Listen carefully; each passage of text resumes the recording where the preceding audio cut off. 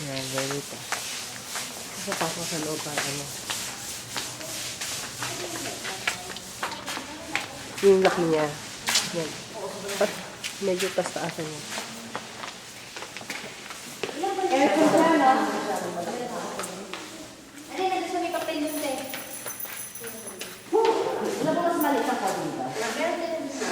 Gas combo. Kaya pakita lang sa atin para alam. May aircon. Ang reserve ko yung 2018. Rerentahan niyo Pero sila. kadalasan ba ang month ng December maganda ang panahon dito sa lugar nito? Ay, hindi lang po.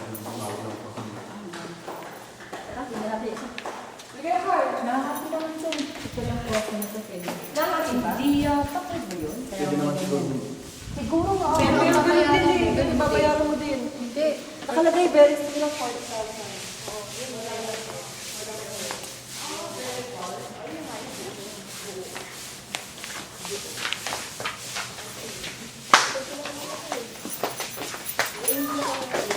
Nasi kubo ma'am, tingnan niyo. O, sige ah.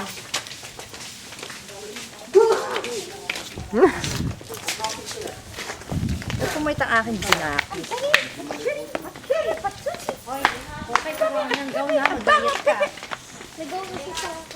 Hindi, dapat ano, Laila. May morena ba talaga? Uy, morena daw ako. Maitim daw. Ang loob na magdala ng ganito naman parang may libag din. Pwede na ito siguro. Banat yan. Choco! Hilod-hilod. Sabi nila, bawal daw mag-smoke dito. Eh, bakit may ganyan? At may upos pa. Simple. Isang Pinaglalaban niya yung skin niya. Saan?